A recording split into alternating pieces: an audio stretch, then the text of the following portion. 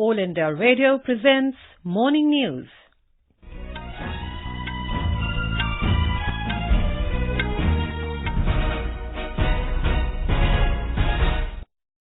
Good morning. I am Meenakshi Sant. The headlines.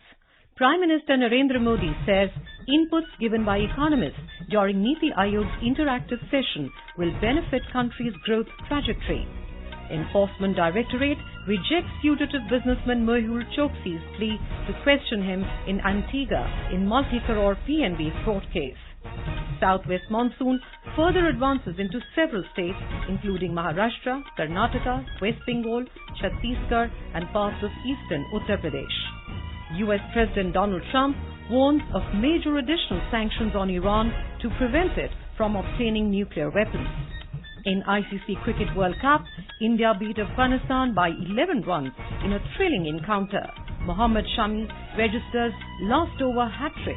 And in hockey, Indian women's team to take on host Japan in summit clash of FIH Series Finals at Hiroshima.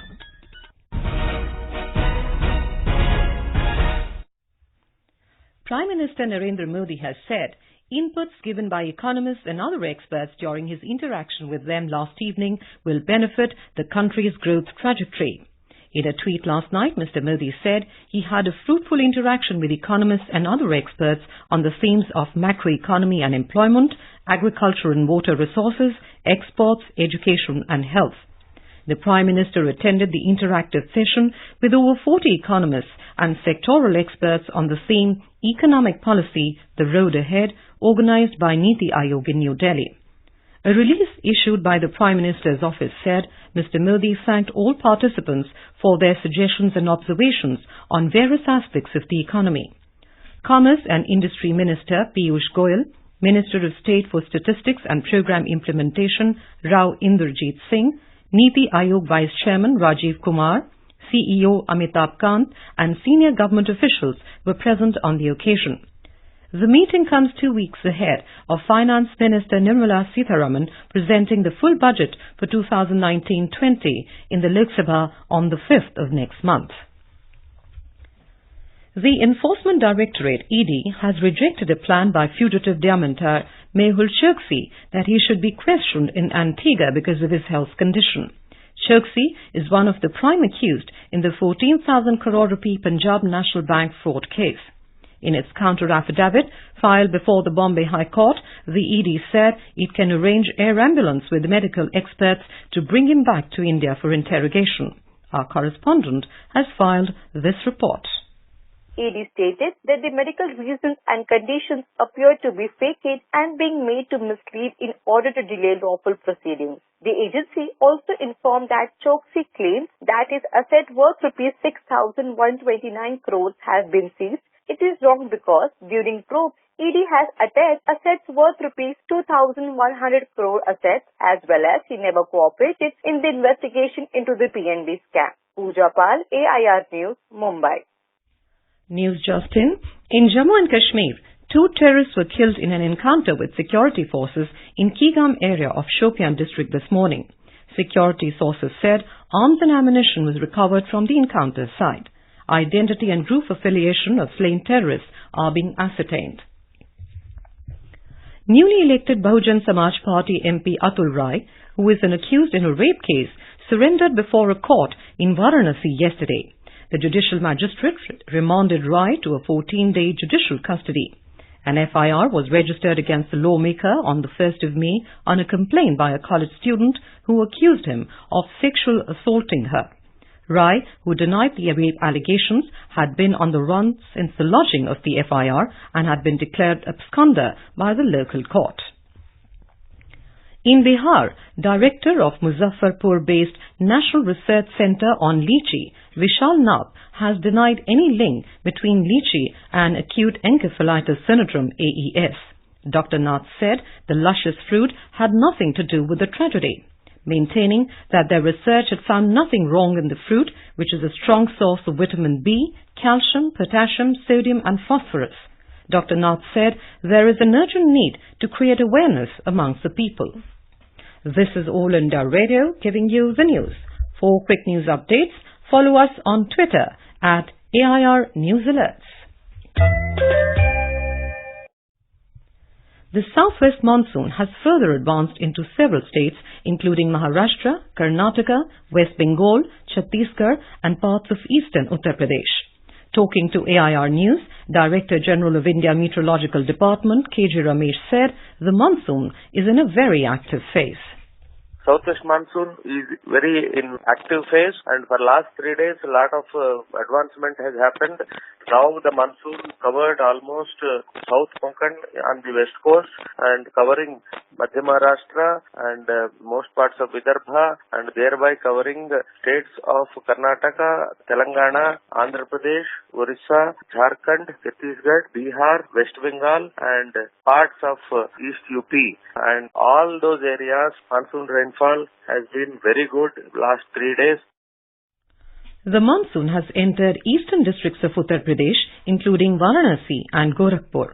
Our correspondent reports that it is expected to hit the state capital Lucknow soon.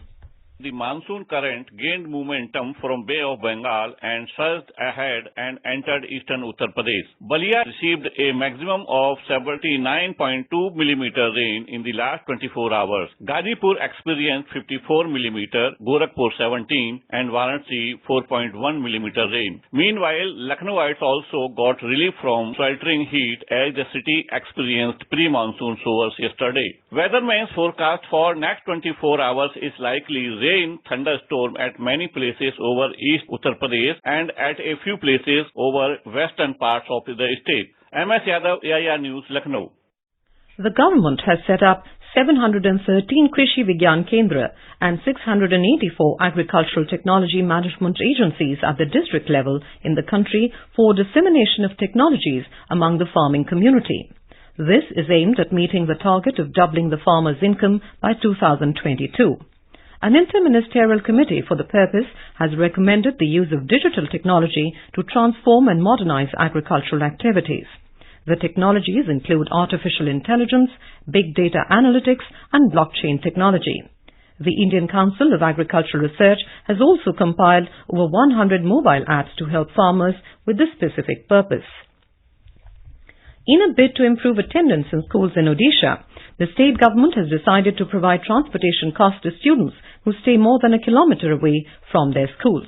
Officials said only students with an attendance of more than 30% will get the transportation allowance. The decision was taken at a review meeting chaired by School and Mass Education Minister Sameer Ranjan Dash yesterday. He said the cash incentive will be given to parents for 10 months in a year.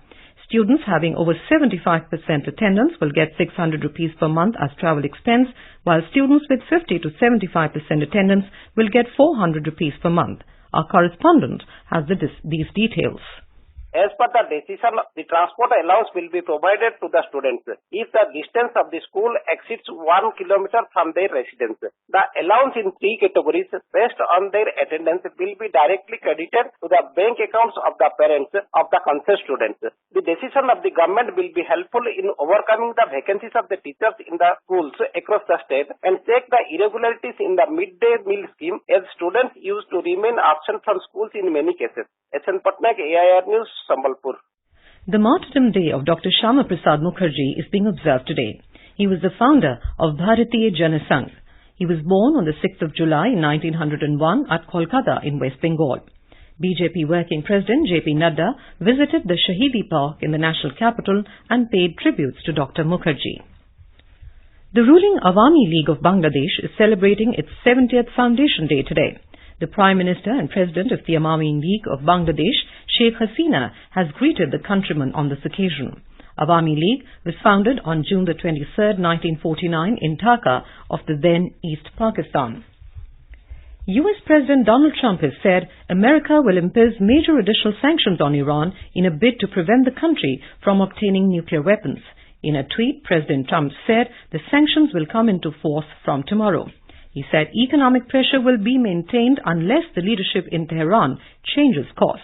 The move comes after Iran announced it will exceed internationally agreed limits on its nuclear program. Tensions between the United States and Iran soared this week after Tehran downed a US surveillance drone. On to sports. In the ICC Cricket World Cup, India beat Afghanistan by 11 runs in a thrilling encounter at Southampton last night. Opting to bat after winning the toss, India posted a modest 224 for 8 wickets in the stipulated 50 overs. Captain Virat Kohli top-scored 67 runs, while Kedar Jadhav made 52.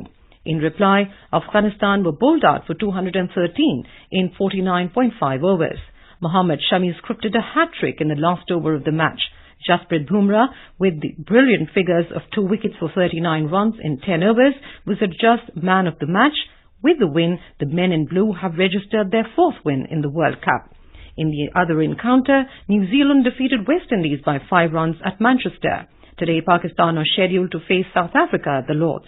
Both teams are virtually out of the semi-final race. In hockey, India will take on host Japan in the summit clash of the women's FIH Series Finals at Hiroshima today.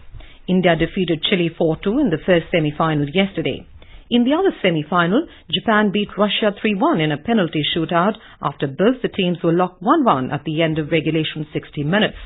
The top 2 teams from the ongoing tournament have secured their berths in the Tokyo Olympic qualifiers to be held later this year.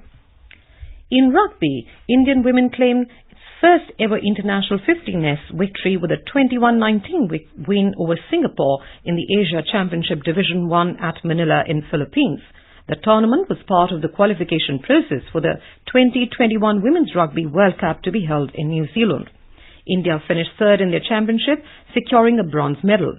China won the tournament with a 68-0 victory over host Philippines in a one-sided final. Today is the International Olympic Day. The day is celebrated to promote participation in different sports throughout the world without any discrimination of gender, age and athletic ability. The day aims to promote fitness and well-being in addition to Olympic ideals of fair play, solidarity, respect and sportsmanship across the globe. In a tweet, Minister of Youth Affairs and Sports, Kiran Rijiju, urged upon all sportspersons to pledge for committing to a sport without doping and without drugs in the true spirit of sportsmanship. Mazagon Dock Shipbuilders Limited, MDSL, has clarified that there will be no delay in the commissioning of 4 warships being manufactured under the ambitious Project 15B. The statement comes after a minor fire occurred at an under-construction naval warship at Mazagon Dockyard in Mumbai. MDSL spokesperson Ashish Singh said the project will meet its deadline, adding that the cause and extent of the damage caused by the fire is being ascertained. And now, for an overview of today's newspapers, it's over to Subhadra Ramachandran. Thank you, Meenakshi.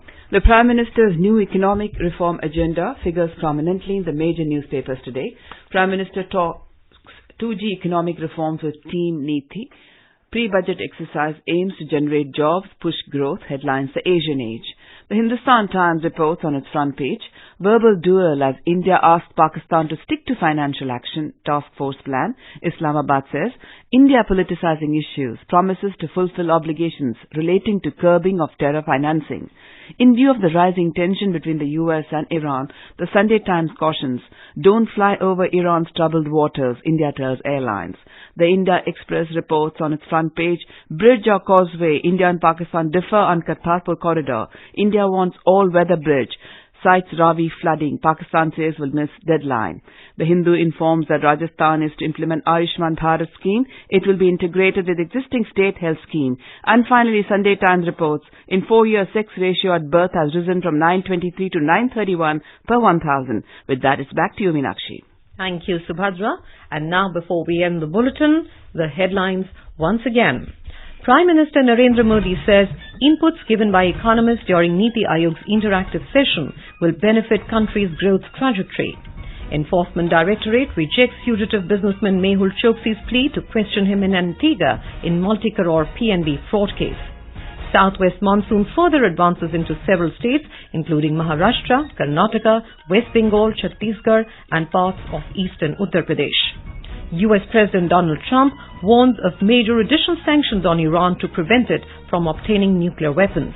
In ICC Cricket World Cup, India beat Afghanistan by 11 runs in a thrilling encounter. Mohammed Shami registers last over hat-trick. With that, we end the morning news. Have a nice day.